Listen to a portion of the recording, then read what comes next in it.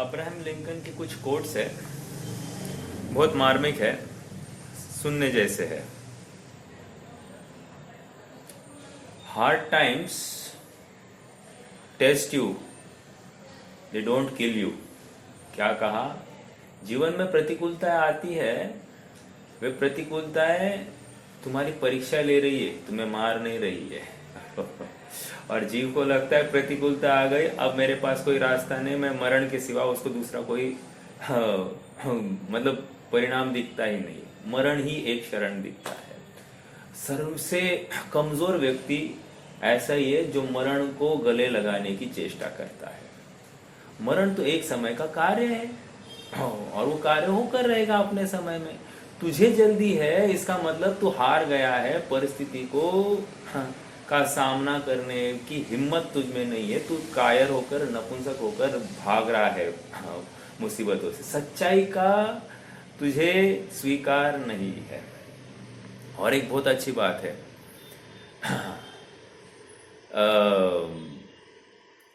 It is better to B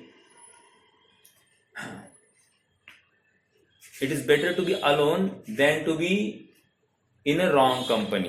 क्या कहा? It is better to be alone than to keep yourself in a wrong company. एक minute,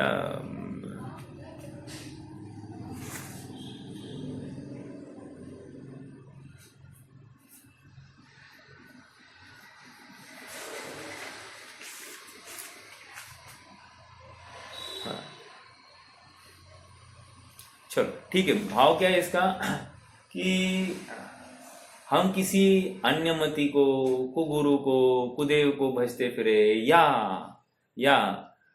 कुसेवक, कुश्रावक हो सकता है कि नहीं, हाँ, उसकी प्रशंसा करते फिरे, उसका संग करे कि रे ये तुम्हें ले डूबेगा, तुम्हारा खुद का श्रद्धांत तो ठीक नहीं है, थोड़ा सा लालच के पीछे, लोभ के पीछे तुम अन्यों के संग कर रहे हो, ये तुम्हें बर्बाद कर देगा। अर्थात अनंत भव ऐसे ही गए हैं, ये एक भव मिला है अनंत भवों को सुधारने के लिए, और तुम अनंत भवों को की वृद्धि कैसे होगी इसका विचार कर रहे हो, इस भव के थोड़े से लालच के पीछे, जो कि सब क्रमसार है, क्रम नियमित है, जैसा मिलना है उतना ही मिलेगा, लेकिन तुम्हें विश्वास नहीं है। अगर नहीं मिलना है तो नहीं मिलेगा, तुम्हें जिद क्यों है कि तुम्हें चाहिए ही चाहिए, कोई भी संयोग क्यों चाहिए?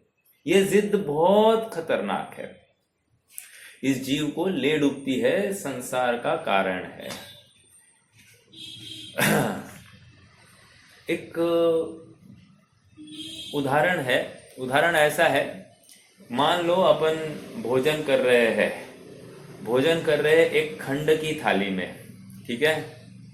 अब खंड की थाली में जो भोजन कर रहा है उसने ऑलमोस्ट भोजन मतलब 50% से ज्यादा उसका भोजन हो गया है। अब मेरा प्रश्न है, वो उस थाली में अब क्या करेगा? कोई नवीन पदार्थ लेगा, उस थाली उस खंडों को भरेगा, या उन खंडों को सुलटाते सुलटाते साफ करते जाएगा? आपका क्या कहना है? लॉजिकली क्या करेगा? साफ करता जाएगा, बराबर है कि नहीं? लेकिन आश्चर्य की बात देखो, लौकिक व्यवहार की बात है ये, कि हम भोजन में भी समेटते समय में सब कुछ मतलब भोजन के अंत होने के समय में सब समेट लेते हैं। और आश्चर्य की बात, अपने जीवन का संध्या काल भी आ गई तो भी हम समेटने के लिए तैयार नहीं है, अभी भी उलझ रहे हैं, इकट्ठा कर रहे, नवीन विषय, नवीन गेय, नवीन रुचि, लेकिन आत्मा की रुचि नहीं हो रही है।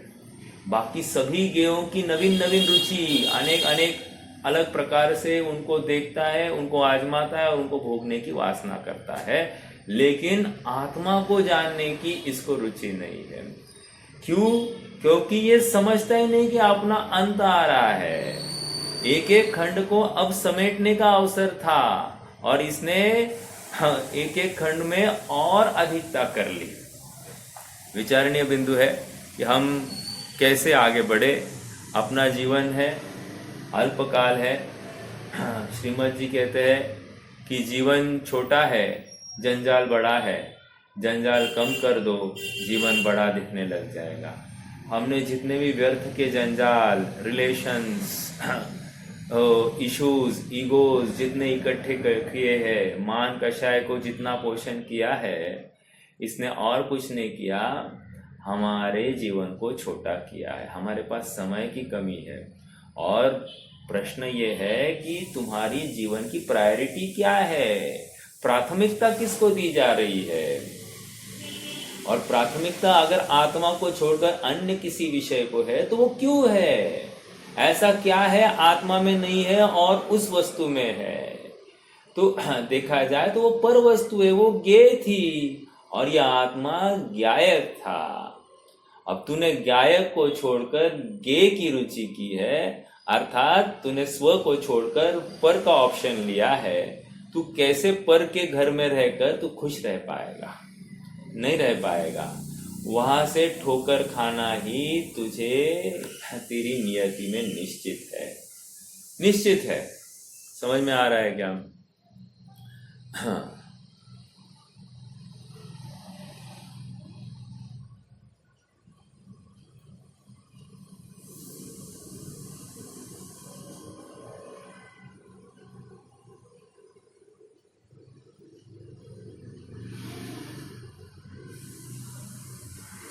चलिए,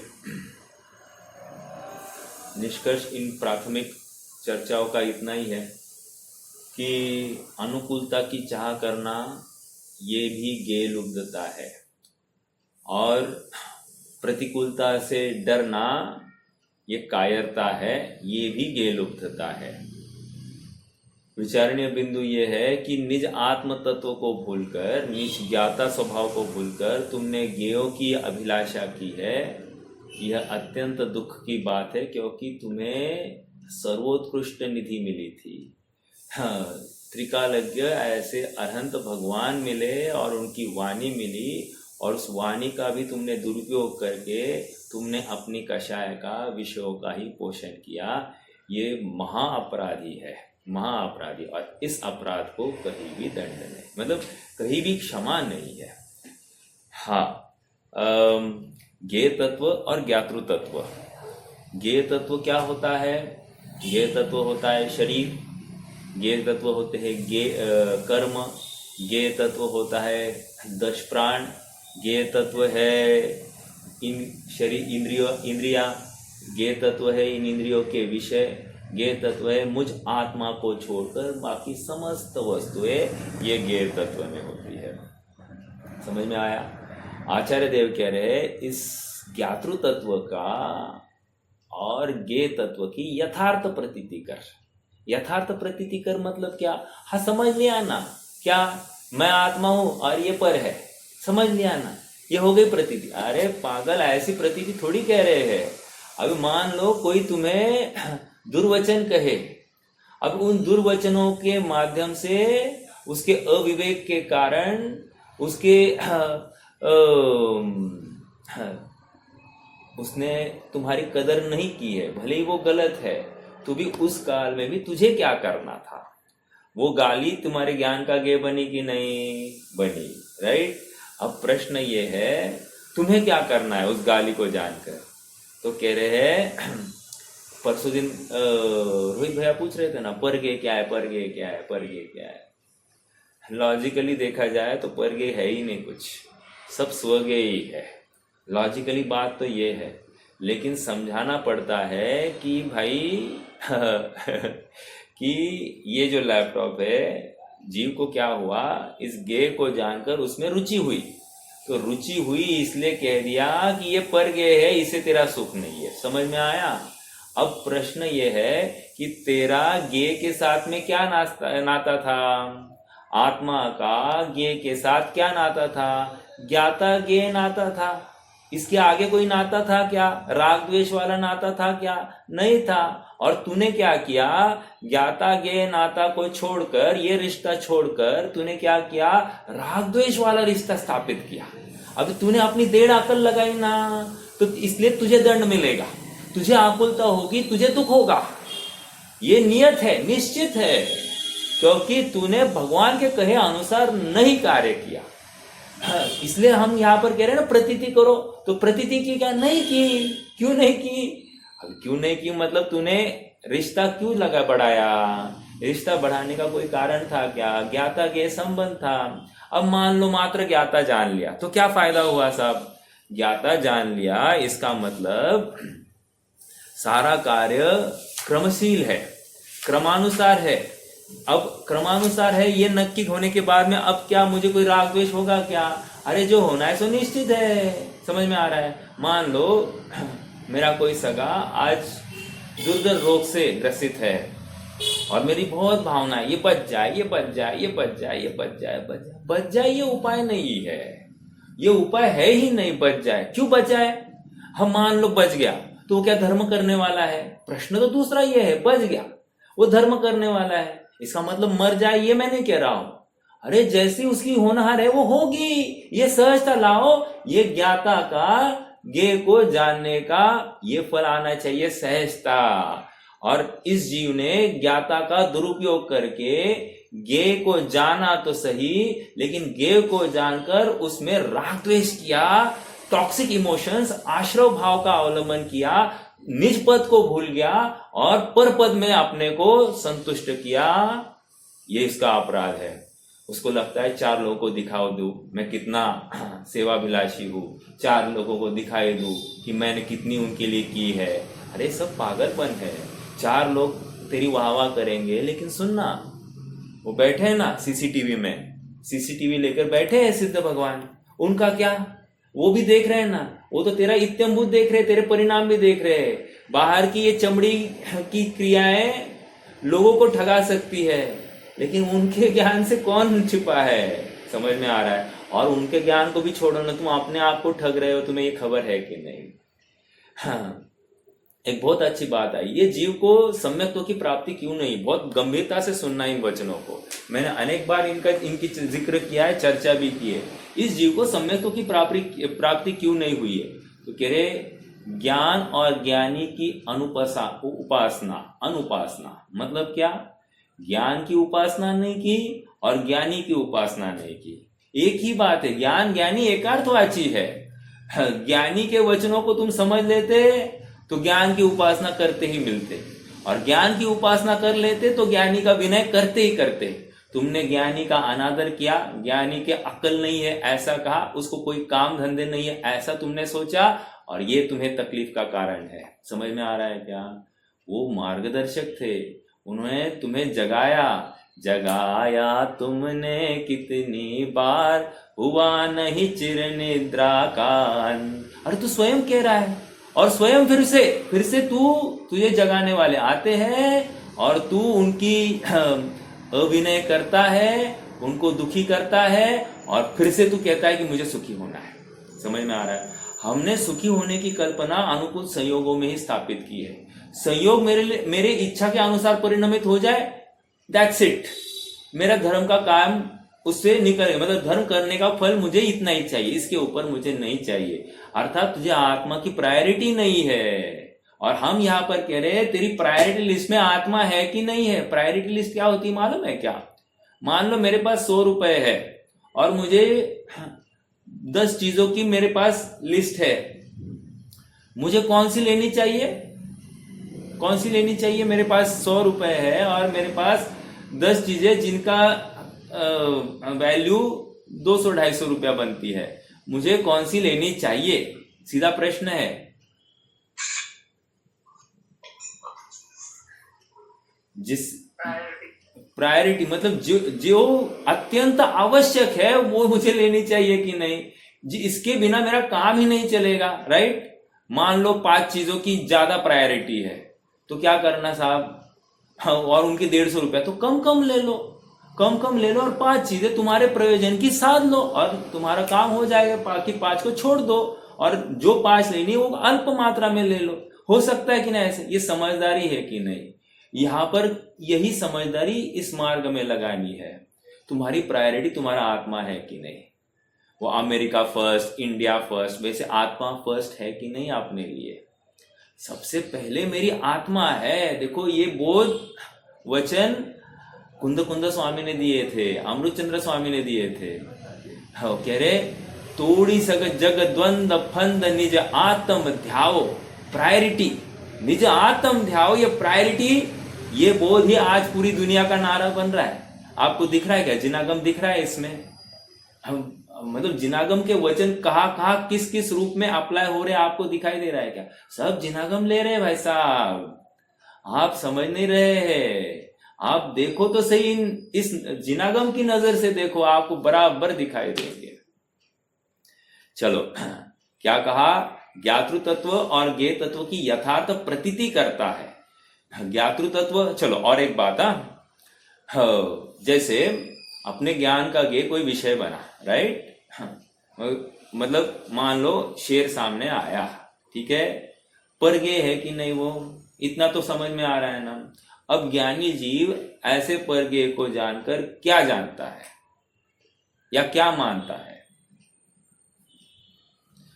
देखो, अपना आत्मा का स्वभाव स्वपर प्रकाशी है कि नहीं? अब ये पर प्रकाशित हुआ है, बराबर, ज्ञान का यहां पर प्रकाशी बना हुआ है, तो ज्ञानी जीव इस पर प्रकाश में क्या मानता है? प्रश्न तो ये है।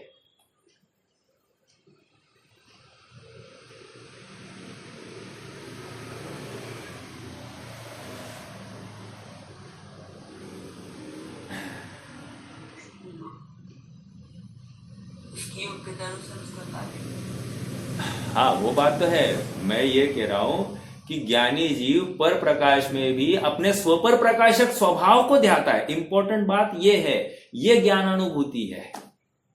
समझ में आ रहा है? पहली हो गई प्रतीति, और ज्ञानानुभूति मतलब क्या? इसने अपने ज्ञान को ही ध्याया, ज्ञान स्वभावी आत्मा को ही ध्याया, ये इसकी ज्ञानानुभूति है।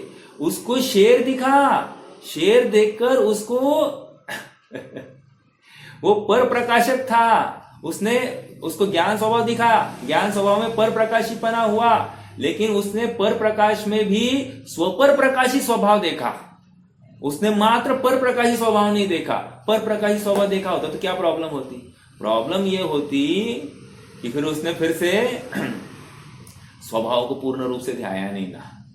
स्वपर प्रकाशी स्वभाव है तो स्वपर प्रकाशी स्वभाव ही ध्याना था, अर्थात मूल स्वभाव स्वपर प्रकाशी था। वो ध्रुव्य परिणाम स्वपर प्रकाशी है, और ये पर प्रकाशी है, ये विशेष हो गया, वो व्यय को प्राप्त होने वाला है। इस समय में शेर है, अगले समय में और कुछ होगा।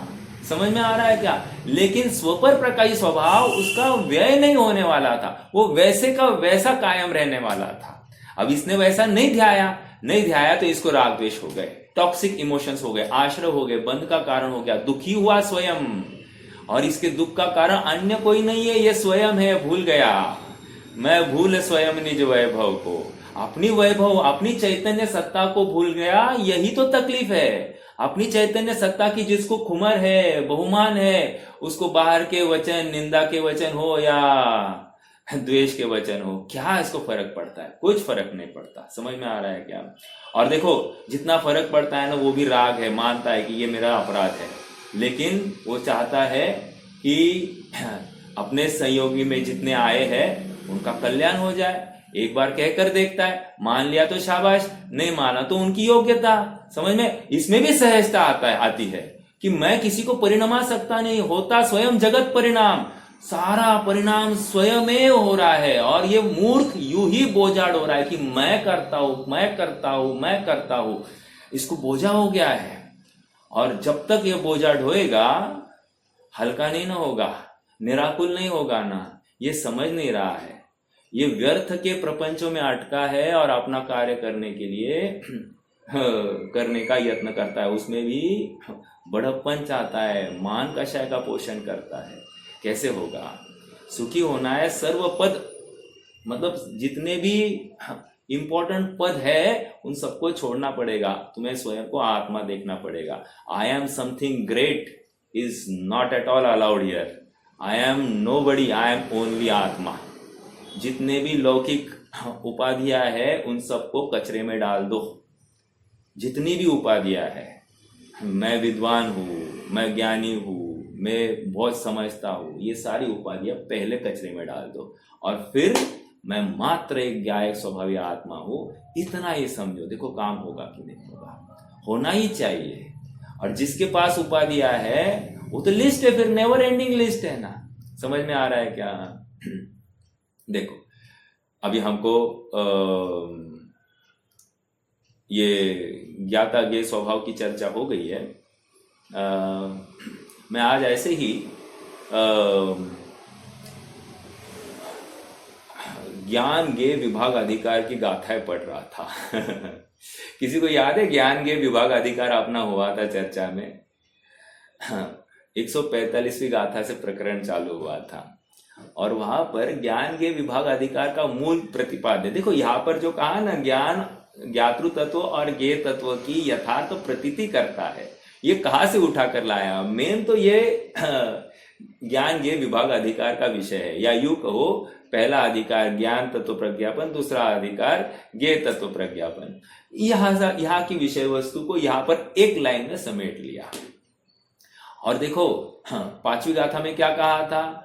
वसंपयामि सम्मम, मैं साम्य भाव की उपासना करता हूं। वसंपयामि सम्मम जत्तो निब्बान संपत्ति। फिर उस साम्य भाव को उन्होंने डिफाइन किया 7वीं गाथा में कि वो साम्य भाव मतलब कुछ नहीं चारित्तम खलु धम्मो, और वही साम्य भाव है, ये बताया। मोह और क्षोभ से रहित परिणाम ही साम्य भाव है। और इस साम्य भाव को आज जाकर अभी यहां पर मोक्ष प्रज्ञापन अधिकार में यहां पर वो खोल रहे हैं। समझ में आ रहा है क्या? फ्लो समझ में आ गया तो आपको ग्रंथ की महिमा, ग्रंथकार की महिमा आएगी कि कैसे उन्होंने वो इंडेक्स वाइज उसका प्रतिपादन किया है। हम तो चलते जा रहे, लेकिन देखो उनके ज्ञान में वो विषय वस्तु कितने अच्छे से बैठी होगी, बराबर एक फ्लो में, क्रम में वहां पर प्रतिपादित कर रहे हैं। समझ में आ रहा है क्या? ठीक है। ज्ञान तत्व ज्ञेय तत्व याद रखना, दिन भर ज्ञान तत्व, ज्ञातृ तत्व, ज्ञेय तत्व, ज्ञातृ तत्व, ज्ञेय तत्व, और इनको जानकर अपने ज्ञातृ तत्व का स्वभाव अर्थात स्वपर प्रकाशी स्वभाव का निर्णय करना। समझ में आ रहा है क्या? स्वभाव यही है, मेरा काम मात्र जानना देखना है, मात्र राग द्वेष करना ये मेरा काम नहीं है। और जीव ने अपनी देड़ अक्ल लगाकर राग द्वेष करना मेरा काम, मैं नहीं बोलूंगा तो कैसे होगा, मैंने नहीं डांटा तो कैसे होगा, मैंने नहीं समझाया तो कैसे होगा, सारा भार अपने माथे पर लेता है और फिर गया काम से। इसको समझाने का विकल्प से भी निर्विकल्प होना है, अर्थात समझाने से समझ नहीं जाता। अरे हम है कौन? अरे वो मारीची समझा नहीं तीर्थंकर की भाषा को, हम कौन है और हमारी कौन सुनेगा, राइट? और ये इसको आकड़े मैंने देखा, मैंने समझाया, मेरा कर्तव्य। अरे भाई साहब, तुम्हारा कर्तव्य कुछ नहीं है, तुम भूल जाओ, तुम अपने आत्मा का विचार करो। अगर कर्तव्य है तो तुम्हारे इस अध्यवसाय का नाश करो। कोई तुम्हें कुछ करना है, इस अध्यवसाय का नाश करो। अगर करने योग्य एक अपना आत्म कल्याण है, आत्मा में जमना रमना, इतना ही है, और वो स्वयं सहजता से हो जाएगा। तुम्हें वो भी नहीं करना है, मात्र जानना है, होते हुए अपने आत्मा में होती हुई परिणाम को जानना है। किसी ने डॉक्टर साहब को पूछा, वे हॉस्पिटल में थे, उनको पूछा, क्यों साहब आपको किधर जाना है? किधर जाना है? घर जाना है। ओके, नहीं ऐसा नहीं पूछ रहा हूं। फिर वो कह रहे इस भव से अगले भव में किधर जाना है? तो डॉक्टर साहब ने कहा जहां जाना है वहां जाएंगे, मतलब जहां निश्चित है वहां पर जाएंगे। अभी इसमें कोई विरोध है क्या? जहां निश्चित है मेरा जाना वहां पर जाऊंगा। क्यों? तो मेरा कभी नाश होने वाला नहीं है। जहां पर जाऊंगा वहां पर मैं क्या करूंगा? मात्र जानूंगा। यही काम करना है। अब ये जिसने अगला प्रपंच जिसके सामने नहीं है, वो क्या हुआ? वो अभी वर्तमान में निश्चित है, और जो वर्तमान में निश्चित है उसकी गति सुधरती है।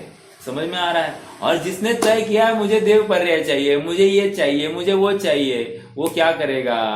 आकुल होगा और आकुलता में दुर्गति को बांधेगा। समझ में आ रहा है? वेरी वेरी इजी लॉजिक दे रहे हैं अपने यहाँ पर। ज्ञातृ तत्व के माध्यम से चतुर्गति में किधर जाना, ये गेम बनाओ मत। क्यों? ज्ञातृ तत्व में तेरा ज्ञातृ तत्व अनादि निधन है, अविनाशी है, अजर अमर तत्व है, स्वपर प्रकाशित तत्व है। ऐसे स्वपर प्रकाशित तत्व का किधर नाश हुआ ही नहीं, ना घट गया है ना बढ़ गया है। ऐसा होने पर अब तू क्यों यहां पर राग द्वेष कर रहा है? संबंध दुखमय कौन है, स्वीकृत करूं परिहार क्या। अर्थात क्या दुखमय है ये विचार तो करो। मेरे दुख का कारण क्या? मेरा राग द्वेष। मेरे दुख का कारण सामने वाला विपरीत रूप से परिणमित हुआ है, बिल्कुल नहीं हो सकता। मेरा राग द्वेष ही मुझे दुखी करता है। ये पहले दिन की शिक्षा दे रहे आचार्य देव हमको। साम्य भाव ऐसे होता है, तुम आत्मा की उपासना इस प्रकार करना, अन्य प्रकार से तुम्हें लगता है ऐसे करोगे, ये बोलने की बातें है, या ऐसा नहीं चलता।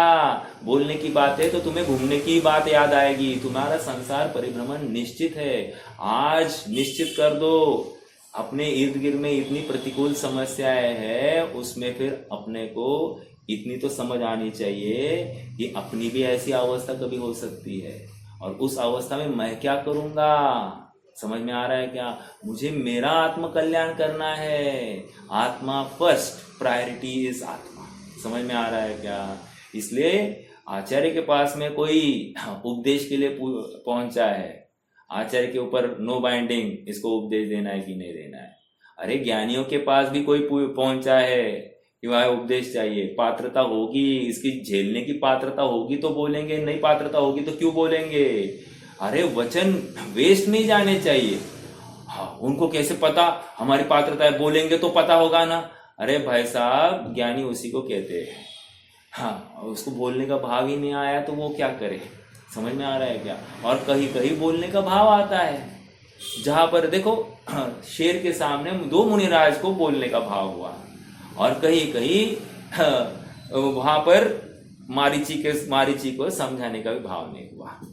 हो गया ना ऐसा? प्रैक्टिकली ये बात है। कैसे विचार करें अभी? ये प्रथमान योग हमको शिक्षा दे रहा है। भाई साहब, सब योग्यता के अनुसार होगा। तुम्हारी योग्यता होगी तो तुम्हें समझ आएगी, नहीं योग्यता होगी तो तुम उसमें ही आड़ंगे लाओगे, उसमें ही विरोध करोगे और अपना आत्म कल्याण से चूक जाओगे। और तुम्हारा आत्म कल्याण प्रायोरिटी है। आज प्रायोरिटी इज माय आत्मा, ये नक्की करो। ये बोध वचन लगाना है। मैंने भी ये सपना देखा है। क्या? हम सब आत्मानुभवी होंगे, हम सब अपने ज्ञाता स्वभाव का आनंद भोगेंगे। स्वप्न है। इस स्वप्न को सच्चाई में लाने के लिए अथक परिश्रम और विश्वास का आवश्यकता है कि ये मैं कर सकता हूँ। मैं ज्ञाता दृष्टा स्वाभाविक हूँ। हर किसी प्रसंग में मुझे चिड़चिड़ाहट, झंझलाहट नहीं आनी चाहिए। ज्ञानी जैसा इस समय में बर्ताव करते वैसा मैं भी बर्ताव करना सीखूं। इनका संग मैंने इसलिए किया है, bad company is better than not having a company. बुरों की संगत कर कर, लौकिक जनों की संगत करके तुम्हें क्या मिलने वाला है भाई? कुछ नहीं मिलने वाला। नोट दीज वर्ड्स, ये मेरी बातें नहीं है, जिनवानी की बातें है। हाँ, कहा ना, कुसंगे नरकवासा, सत्संगे स्वर्गवासा और आत्मसंगे मोक्षवासा। समझ में आ रहा है? या आत्मवासा, जो कोई, मतलब कहने की बात, संग संग का फर्क है। तुम कौन सा चयन करना चाहते हो, चॉइस तुम्हारी है। क्यों? तुमने नक्की किया है तो फिर रोना बिलखना नहीं। प्रतिकूलता आएगी तो रोना बिलखना नहीं। आज ही समझा रहे, समझ लो अच्छे से। हाँ जी, देखो आचार्य जैसे पेज नंबर 166, पहले गाथा पाठ करेंगे क्या? गाथा पाठ करते हैं। दंसणाण चरितेषु तीसु जुगवं समुठिदो जोदु ए यज्ञगदोति मदो सामण्णं तस्य परिपुण्यम्। यहाँ पर ज्ञान, दर्शन, चारित्र, इन तीन बातों को समझाया है, लेकिन सुनो, ये सब व्यवहार से समझाया गया है। अच्छा, मतलब सम्यक दर्शन ऐसा होता है, सम्यक चारित्र ऐसा होता है, सम्यक ज्ञान ऐसा होता है, ये व्यवहार से समझाया। तो निश्चय से क्या है? निश्चय से एकाग्रता। ये तीन है ही नहीं, ये आत्मा त्रयात्मक है ही नहीं, आत्मा एक ही है। देखो एक एग्जाम्पल देता हूं, डॉक्टर साहब का उदाहरण है। उन्होंने कहा कि ये 3 प्रकार की रस्सियां है, एक लाल, नीली, हरी, ठीक है, लाल, नीली, हरी, ऐसी 3 रस्सियां है। और उसको उनका क्या किया है, हाँ, उनका इंटरमेश किया है। इंटरमेश मतलब आपने रस्सी देखी होगी, रस्सियों में 3 रस्सियों का ऐसा ये होता है, बाइंडिंग होता है। तो ऐसी 3 रस्सियां एक में बाइंड करते जाओ तो बराबर एक मोटी रस्सी भी होती है और स्ट्रांग रस्सी होती है। समझ में आ रहा है क्या? अब ये तीनों मिलकर एक रस्सी कहलाते हैं, तीनों मिलकर एक रस्सी कहलाते हैं। तीनों अलग अलग रस्सियां नहीं है, एक रस्सी है। समझ में आ रहा है? वैसे ज्ञान, दर्शन, चारित्र एक आत्मरूप हुए हैं। ज्ञान से देखो तो आत्मा का अनुभव करता हुआ है, स्व पर प्रकाशी स्वभाव का अनुभव करता हुआ वो ज्ञान सम्यक ज्ञान है। श्रद्धा की तरफ से देखो तो ज्ञातृ तत्व और ज्ञेय तत्व की यथार्थ प्रतीति करता हुआ, अर्थात ज्ञातृ तत्व ही उपादेय है, इसमें अपनत्व करने योग्य है, ऐसी प्रतीति करता हुआ जो परिणाम है वो सम्यक दर्शन है। और चारित्र में कह रहे हैं कि इस आत्म स्वभाव में, ज्ञातृ स्वभाव में अति गाढ़ता हो गई, अर्थात भाव्य भावक पने का अभाव हुआ। मैं भाव्य और ये भावक, ये भावक, ये पर्याय, ये भावक और आत्मा भाव्य, ऐसा भाव्य भावक भाव का अभाव हो गया। और ये अति गाढ़पने से उसमें ही तन्मय हो गई। यू कहो द्रव्य पर्यायमय परिणमित हुआ, या यू कहो पर्याय ने अपनी जगह द्रव्य को दे दी। एक ही तो बात है, क्या कहा? 2 बातें कही मैंने। पर्याय ने द्रव्य को जगह दी, या द्रव्य ही उस पर्यायमय परिणमित हुआ। एक ही भाव है, आप उसमें भेद मत करके देखो, द्रव्य परिणमित हुआ या पर्याय आत्मा को ध्यान रही, ये सब समयसार की भाषा है। यहाँ क्या कह रहे हैं प्रवचन साहब में? ज्ञान प्रधान कथन है, याद रखना। यहाँ पर भाव्य भावक भाव से भाया, अर्थात उसमें भेद ही नहीं दिखाई दिया। यह मैं पर्याय और ये द्रव्य, ऐसी भेद ही नहीं है। अभेद रूप से द्रव्य ही इस पर्याय रूप परिणमित हो गया है। अखंड द्रव्य इस एकात्मकता से परिणमित हुआ है। ये दर्शन, ये ज्ञान, ये चारित्र ऐसा भी नहीं हुआ है। समझ में आ रहा है क्या?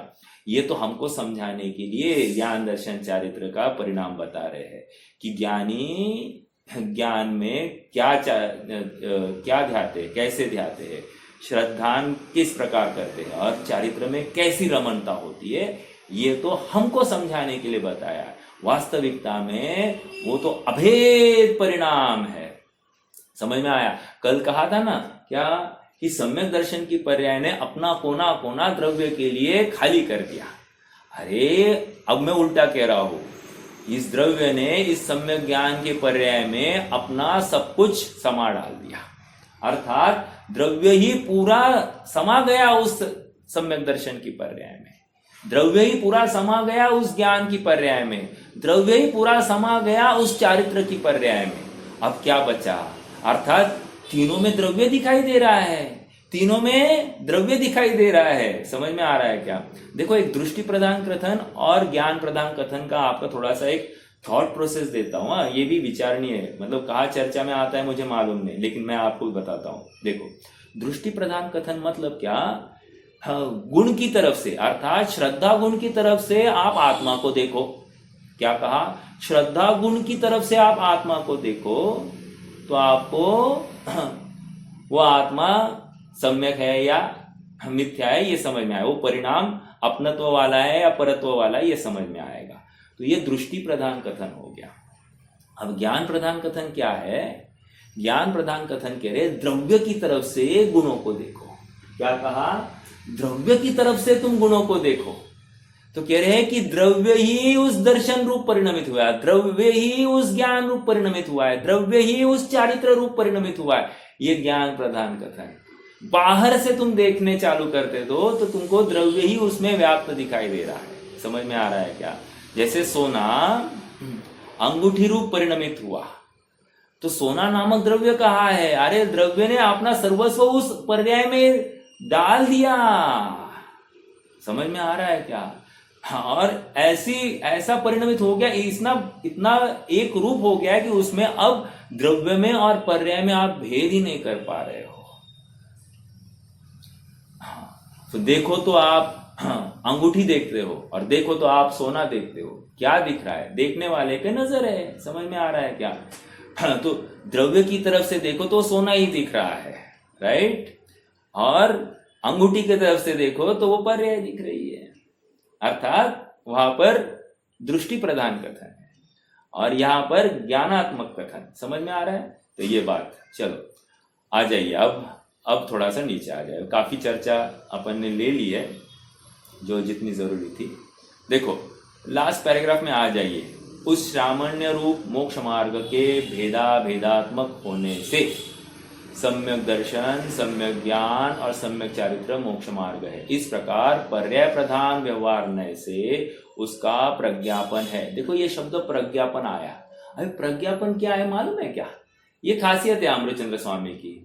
उन्होंने अपने अधिकारों के नाम भी ज्ञान तत्व प्रज्ञापन, ज्ञेय तत्व प्रज्ञापन, ऐसे प्रज्ञापन ऐसे शब्द दिए हैं। और सेम शब्द यहाँ पर, मतलब प्रज्ञापन मतलब प्रकाशन करना। समझ में आया? प्रज्ञापन मतलब प्रकाशित करना, प्रज्ञापन है। और उस मोक्ष मार्ग के अभेदात्मक होने से एकाग्रता मोक्ष मार्ग एकाग्रता, इस प्रकार द्रव्य प्रधान निश्चय से उसका प्रज्ञापन है।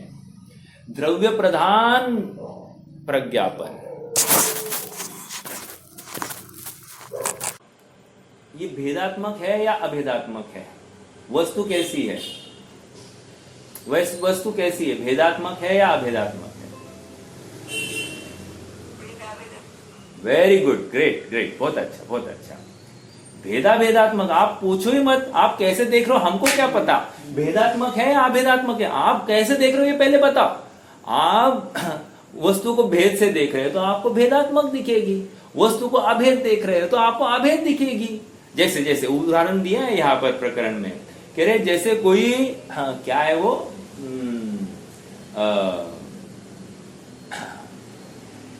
शिकंजी पी रहा है। शिकंजी का उदाहरण दिया है। शिकंजी पी रहा है साहब। अब शिकंजी में क्या है साहब? दूध है, काली मिर्च है, शक्कर है, थोड़ा सा मसाला होगा। समझ में आ रहा है? अभी आवश्यक चीजें भी डाल दी गई। अभी मैं उसके बात में नहीं आ रहा हूँ कि खानी चाहिए कि नहीं खानी चाहिए। कुछ सौंफ भी डाल देते हैं कुछ लोग, और शिकंजी करते। मेरा प्रश्न है ये कि उस शिकंजी में शक्कर है कि नहीं? उस शिकंजी में नींबू का कुछ होगा कि नहीं, खटास होगी कि नहीं? उस शिकंजी में काली मिर्च होगी कि नहीं? उस शिकंजी में सौंफ होगी कि नहीं? उस शिकंजी में नमक होगा कि नहीं? सभी है। अब कोई लेने वाला स्वाद कैसे? अखंड शिकंजी का स्वाद ले रहा है, और कोई उसमें मात्र नमक देखता है, अरे नमक कम है, अरे मिठास कम है, कहता है कि नहीं? जैसे अपन भोजन कर रहे, सब्जी खा रहे, सब्जी में क्या होता है? उसमें मिर्च होती है, मसाला होता है, फिर से गुड़ होता है, नमक होता है, सब होता है कि नहीं? अब कोई कहे मिर्ची ही नहीं है, मिठास ही नहीं है, तो क्या करे? वो सब्जी का स्वाद नहीं ले रहा है, वो एक पर्टिकुलर गेय का स्वाद ले रहा है। समझ में आ रहा है क्या? जिसको अखंड सब्जी का स्वाद आ जाता है, जैसी सब्जी वैसे खा लेता है, फिर उसमें हीना दिखता नहीं देखता है। और जिसको एक पर्टिकुलर गेय की ही लुब्धता है, बराबर उस गेय को देखता है, उसी में हीना दिखता करता है, इष्ट अनिष्ट करता है, ज्ञाता ज्ञातृ भाव, गेय ज्ञातृ भाव का वो मतलब स्मरण विस्मरण करके वो मात्र राग द्वेष में बैठ जाता है। और जहां पर राग द्वेष हो गया, तुम्हारा काम खत्म, तुम द्रव्य से चूक गए, ये कह रहे हैं यहाँ पर। ठीक है? तो उस सामान्य रूप मोक्ष मार्ग के भेदात्मक होने से सम्यक दर्शन, ज्ञान, चारित्र मोक्ष मार्ग है। इस प्रकार पर्याय प्रधान व्यवहार नय से उसका कथन प्रज्ञापन है, व्यवहार नय से किया है। और मोक्ष मार्ग के अभिधात्मक होने से एकाग्रता मोक्ष मार्ग है। इस प्रकार द्रव्य प्रधान निश्चय से उसका प्रज्ञापन है। मेरा प्रश्न है, एकाग्रता मोक्ष मार्ग है, इस प्रकार द्रव्य प्रधान निश्चय से उसका प्रज्ञापन, यहां पर कौन सा द्रव्य लेना साहब? कौन सा द्रव्य होगा? आपको क्या लगता है?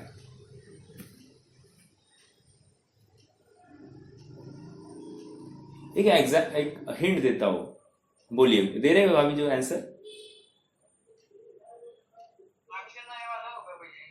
8वें नए वाला नहीं है ये, वेरी सॉरी टू से।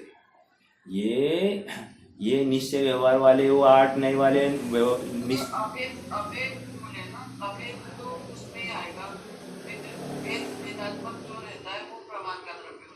हाँ, लेकिन यहाँ पर अभेदात्मक होने से एकाग्रता मोक्ष मार्ग अर्थात द्रव्य और पर्याय ऐसी भेद मत करो, ये कह रहे हैं। ये ऐसा भेदात्मक नहीं कह रहे हैं कि गुण और गुण भेद और पर्याय भेद, ये मत देखो, कह रहे हैं पर्याय भी समाहित, गुण भी समाहित, ऐसे समग्र द्रव्य को आप देखो, उसको ध्याओ, ये कह रहे हैं अभेदात्मक।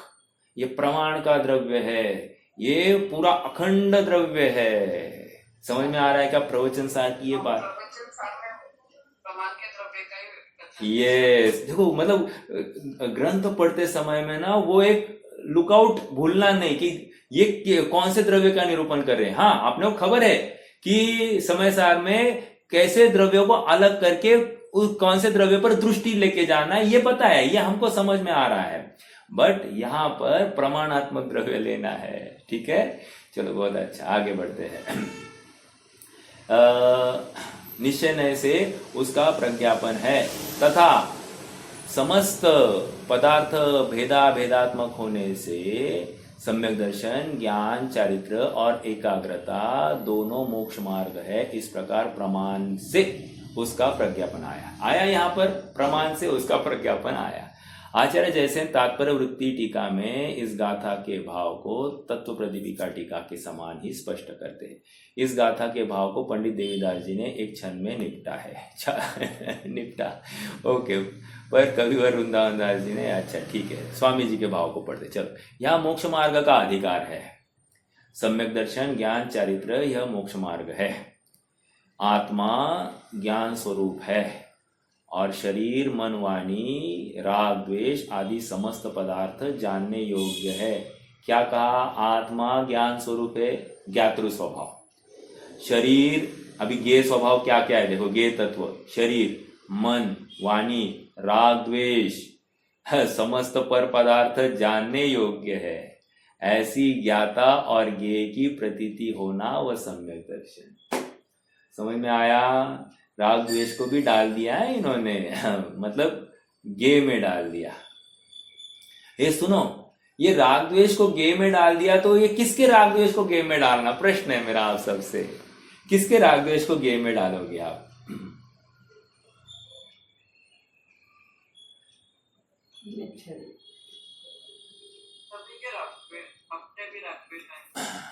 लॉजिकली तो ठीक है ये, बट अच्छे से विचार करो तो कोई पर द्रव्य विपरीतता से परिणमित हुआ है, राग द्वेष से युक्त परिणमित हुआ है, तो ये उसका स्वभाव भाव नहीं है, विभाव भाव है, लेकिन स्वभाव से तो वो मेरे जैसे ही आत्मा है, ऐसा एक अपेक्षा डाल दो। और किसी अपेक्षा अपने राग द्वेष डालना है तो प्रॉब्लम नहीं है।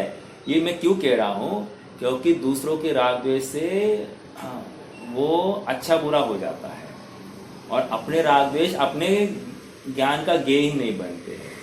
तो अपने राग द्वेष का तो हिसाब रखना, ये भाई ये राग और द्वेष, ये राग आग दहे सदा, और द्वेष भी आग ही है, वो भी दहन करती है, ये समझो। अपने राग द्वेष तो दहन करते हैं, लेकिन स्वभाव को ध्यान के लिए ये है, ये हुआ परिणाम है, और इस परिणाम से मैं संसार में भटका हूं। अब मैं ज्ञातृ स्वभाव का निर्णय करूंगा। ज्ञातृ स्वभाव का निर्णय जैसे ही होता है, अपने आप राग द्वेष हट जाते हैं। समझ में आया? शेर सामने आया तो भी वो स्वयं को आत्मा देख रहे, शरीर नहीं देख रहे, इसलिए ज्ञातृ स्वभाव जिंदा है, और वे अपने को स्वपर प्रकाशी स्वभाव वाला देख रहे हैं। शेर ज्ञान में झलक रहा है तो भी स्वपर प्रकाशी स्वभाव दिख रहा है उसको। ओ ग्रेट है कि नहीं? मतलब कितनी खुमर है उस आत्म स्वभाव की। आप इमेजिन तो कीजिए, उनको दूसरा कुछ रुचता ही नहीं, ये मुझे खा जाएगा, अरे डरते नहीं है ये लोग। समझ में आया? भय से रहित, भय, आशा, स्नेह, क्या है वो? अतीत। भय और आशा और स्नेह से अतीत हो गए हैं। ठीक है, आत्मा ज्ञान स्वरूप है और शरीर मन वाणी राग द्वेष आदि समस्त पदार्थ जानने योग्य है। ऐसी ज्ञाता और ज्ञेय की प्रतीति होना वह सम्यक दर्शन है। ज्ञेय और ज्ञाता की प्रतीति रूप अनुभूति सम्यक ज्ञान है। ज्ञेय और ज्ञाता की प्रतीति रूप अनुभूति यह सम्यक ज्ञान है। आत्मानुभूति से प्राप्त तत्वमेव ज्ञानानंद स्वभाव। देखो आपको एक बात बताओ मजे की। समय सार में अनुभूति श्रद्धान का काम बोला है, प्रवचन सार में अनुभूति ये ज्ञान का काम बोला है। आश्चर्य की बात, नियम सार में अनुभूति ये चारित्र का काम बोला है। कारण शुद्ध पर्याय की अनुभूति करने की बात कर रहे हो वहां पर नियम सार में। मतलब ये तीन जगह पर तीन कथन, हाँ 3 जगह पर 3 कथन, तीनों का आशय एक ही है, एक आत्मा को ध्याओ। समझ में आ रहा है क्या?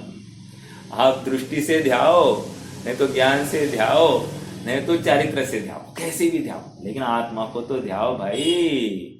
नहीं एक ही तो कुछ तो करना पड़ेगा। अरे एक ही बात है माय डियर, तुम्हें अलग तरह से वो डिश परोसी गई है और कुछ नहीं है। समझ में आ रहा है? हाँ जी। देखो और एक बात बताओ, वो रस्सी का उदाहरण जो दिया था ना, लाल रस्सी, हरी रस्सी, पीली रस्सी, और उनका गोफन है कि नहीं? गोफन मतलब वो इंटरमेश है, एक में ऐसे वो अलग नहीं किए जा सकते। आप उनको तोड़ने जाओ तो ऐसे खींचो तो टूटेंगे नहीं, अलग अलग करो तो टूट जाएंगे, लेकिन एक साथ है तब टूटते नहीं है। अभी ये कह रहा हूं मैं कि जो लाल रस्सी है, वो लाल रस्सी को पकड़ो और आप उसके बराबर मोड़ को बराबर स्पर्श करते जाओ तो आपको एंड तक लाल ही मिलेगी। हरी रस्सी को आप स्पर्श करके चालू करो तो वो एंड तक आपको हरी ही मिलेगी।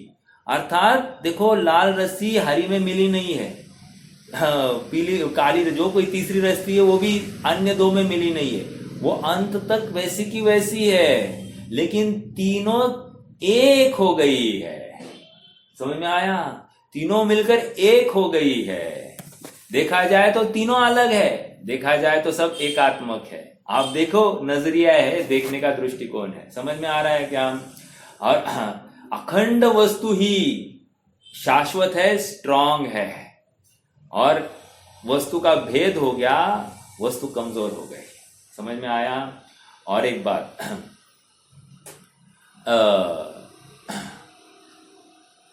देखो मैंने अभी थोड़ी देर पहले कहा पर गे को जाना, जैसे शेर जानने में आया, शेर जाना, उसके बाद में ऊपर प्रकाशकपना ज्ञान का उनको अनुभव हुआ, राइट? और इन्होंने क्या अनुभव किया? स्वपर प्रकाशित स्वभाव का अनुभव किया। पर है प्रकाशित और ये अनुभव कर रहे हैं स्वपर प्रकाशित स्वभाव। पर प्रकाशित स्वभाव का अनुभव हुआ तो इष्ट अनिष्ट भाव हुआ ही हुआ, लेकिन स्वपर प्रकाशित स्वभाव का अनुभव होते ही इष्ट अनिष्टपना गायब हो जाता है। एक बात ये हो गई। दूसरी बात, पर प्रकाशीपना भी तो स्वभाव ही था ना, तो उसको ध्यान में क्या तकलीफ थी? कह रहे ये तकलीफ ये थी कि अगले समय में पर प्रकाश का अभाव होने वाला था। उस पर प्रकाश का अभाव होने वाला था, दूसरा ज्ञान का ज्ञेय बनने वाला था, तो उसका आधार वो सुख का कारण नहीं होता। समझ में आ रहा है क्या? जबकि स्वपर प्रकाशित स्वभाव वो त्रिकाल है, उस त्रिकाल स्वभाव में नाश ही नहीं दिखता है, अविनाशीपना स्थापित होता है, इसलिए वो आनंददायक है, सुखदायक है, निराकुलतादायक है। समझ में आ रहा है क्या? उसका आधार लेने योग्य भाषित हो रहा है। जो अभी अगले क्षण में नाश को प्राप्त होने वाला है, उसका आधार क्या लिया जाए? समझ में आया? इसलिए वो पर प्रकाशीपना भले ही स्वभाव का अंश दिखाई दे रहा है, लेकिन वो उपादेय नहीं है। वहां से हटकर स्वपर प्रकाशित स्वभाव एज अ होल में अपनी प्रतीति करना, अपना निर्णय करना, अपनी निश्चिति करना, इसमें बहुत बड़ा पुरुषार्थ है। पकड़ में आ रही है बात? चलिए आगे बढ़ते हैं। ये थोड़ी सी बात देखो, देखा जाए तो ये गाथा का भाव इतना ही कहना था, सम्यक दर्शन ज्ञान चारित्राणी मोक्ष मार्ग, बस इतना ही कहना था। इन तीनों की एकात्मिकता ही मोक्ष मार्ग है। इतनी इजी बात इतनी घुमा फिरा के क्लिष्ट करके इन्होंने रख दी है। लेकिन सुनो, ये भी उपकार किया है अपने ऊपर, हमको वो प्रोसेस समझाइए, हमको कैसा दृष्टिकोण रखना ये समझाया। इजी लिखना है तो क्या है, फटाफट लिखकर आगे बढ़ जाते हैं, लेकिन नहीं, वो क्लिष्टता स्थापित करके अपने उपयोग की एकाग्रता आई है। मान लो ये हमको इतना इजी था, हाँ आत्मा में स्थित होना, खत्म। अरे आत्मा में स्थित होना खत्म मतलब वो स्थिति किस प्रकार की होती है, ज्ञान की स्थिति कैसी, श्रद्धा की स्थिति कैसी, चारित्र की रमणता कैसी, इसका विश्लेषण किए बिना इसको भी कैसे एनालाइज होगा कि ये ऐसी ही है कि नहीं। तो एनालिसिस करने के लिए इसका उपयोग खींचा आचार्य देव ने। और अब ये जब सामायिक में बैठेगा तो ऐसे ही अपने को अनुभूति होती है क्या, प्रतीति होती है क्या, रमणता होती है क्या, वो उसका अभी भाव भाषण करना प्रयास करेगा। समझ में आ रहा है? आज तक गाफिल था, अब सचेत होकर देखेगा। ये है उपकार। समझ में आ रहा है क्या? देखो, ज्ञेय और ज्ञाता की प्रतीति पूर्वक अनुभूति सम्यक ज्ञान है तथा विभाव से निवृत्ति और अंतर में रमणता सम्यक चारित्र है। विभाव मतलब क्या? यहां पर टीका में कौन सा शब्द है? एक मिनट ना, टीका में शब्द है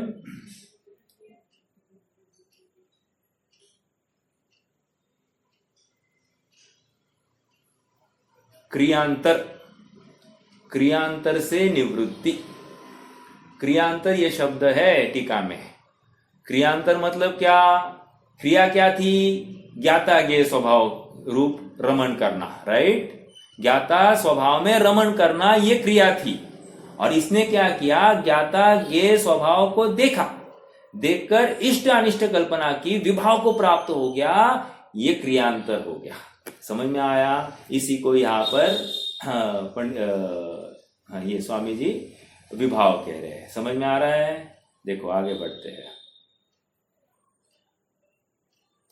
हाँ जी,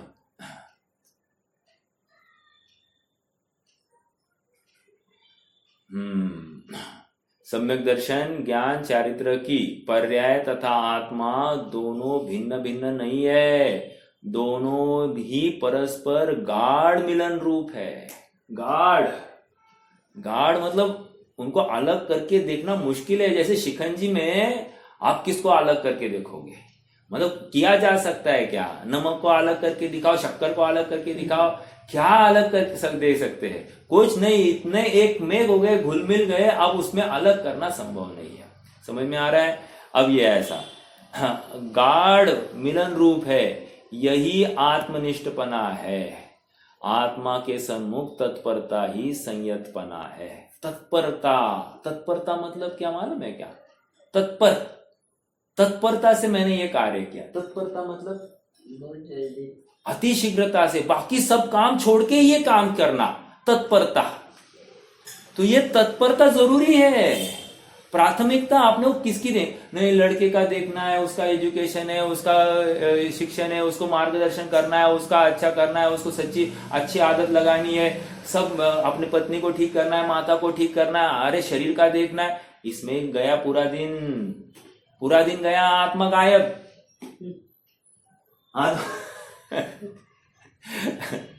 अरे ढूंढो रे साजन, अरे अपने आत्मा रूपी साजन को ढूंढो, वो ढूंढने योग्य है। समझ में आया है?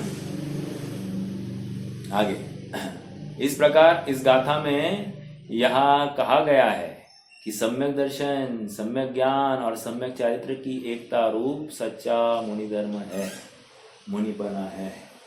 समझ में आ रहा है क्या? आगे श्रद्धा गुण की सम्यक दर्शन पर्याय ज्ञान और ज्ञेय तत्व की यथार्थ प्रतीति रूप है। ज्ञान गुण की सम्यक ज्ञान पर्याय यथार्थ अनुभूति रूप है और चारित्र गुण की सम्यक चारित्र रूप पर्याय क्रियांतर से निवृत्ति। क्रियांतर से निवृत्ति मतलब उस ज्ञाता स्वभाव में रमणता, ये क्रिया थी। अभी तूने क्या किया? अगले समय में फिर से नवीन ज्ञेय हो गया, तो उस ज्ञेय में फिर से ज्ञाता ही देखना, फिर अगले समय में नया गे आया, उसमें फिर से ज्ञाता ही देखना। तू अब पहले का गे, फिर दूसरे का गे, तीसरे समय का गे, उस गे में अटकता रहेगा तो क्रियांतर से निवृत्त नहीं होगा। यह अलग अपेक्षा लगाया मैं। क्रियांतर से निवृत्ति मतलब ये ज्ञाता स्वभाव, ज्ञाता स्वभाव, ज्ञाता स्वभाव, ज्ञाता स्वभाव ही दिखाई देना चाहिए। ये गे, फिर ये गे, फिर ये गे, फिर ये गे, तू गे में अटक गया, क्रियांतर में निवृत्त नहीं हुआ। समझ में आया? ये और एक अर्थ निकल रहा है क्रियांतर से। एक अर्थ क्या किया था? राग द्वेष। दूसरा अर्थ क्या किया? ज्ञान में जो गे पलटे हैं उन गेयों को ही जानता बैठा। तो गेयों को जानकर ज्ञाता स्वभाव किधर दिखा? नहीं दिखाई दिया, गया काम से, तो क्रियांतर से निवृत्त नहीं हुआ। समझ में आ रहा है? ये और एक तर्क है, नोट करके रखना। ठीक है, आगे बढ़ता हूं। वैसे रिकॉर्डिंग तो है, एक मिनट मैं चालू किया कि नहीं? आके चालू तो है। तो कहा गए भाई, क्रियांतर से निवृत्ति पूर्वक होने वाली परिणति रूप है। इन तीनों की एकता ही मुक्ति मार्ग है। अब इसके आगे ना एक कलश है। कलश पढ़ते हैं आज अपन, इसका विश्लेषण अपन कल करेंगे। इस गाथा के बाद तत्व प्रदीपिका टीका में आचार्य अमृतचंद्र ने एक छंद लिखा है। देखो, अमृतचंद्र की एक खासियत है कि आत्मख्याति टीका में तो यत्र तत्र सर्वत्र वो कलश लिखते गए हैं, लेकिन प्रवचन सार की टीका में वे ऐसा नहीं कर रहे। वे अधिकार के अंत में कलश लिखते हैं या स्टार्टिंग में कलश लिखते हैं। लेकिन यहाँ पर अमृतचंद्र को थोड़ा सा उन्होंने चेंज कर दिया, और दो गाथा थी अधिकार पूर्ण होने में, उसके पहले ही कलश लिख दिया। तो जब उनका कवि मन बहुत हावी हो जाता है, वो निज स्वभाव की महिमा आने लग गई है। यह अत्यंत महत्वपूर्ण प्रकरण था, यह आत्मानुभव की प्रक्रिया वाला प्रकरण था। तो यहाँ पर उनको लगा कि भाई अभी तो मुझे भी आत्मानुभव करना है, और यहाँ पर उसका जोश में और एक घाव मार ही देते हैं, तो इस जीव को और अत्यंत तीव्र वेग से रुचि तैयार हो जाएगी आत्म तत्व के लिए। देखो, शार्दुल विक्रीडित, छंद भी शार्दुल विक्रीडित है। शार्दुल मतलब वीर रस से भरा हुआ है। इत्येवं प्रतिपत्तुराशय वशात् एकोप्यने की भवम त्रैलक्षण्यपमथैकतामुपगतो मार्गोपवर्गस्य यः दृष्टा ज्ञातृनिबन्धवृत्तिममलं लोकस्तमास्कन्दता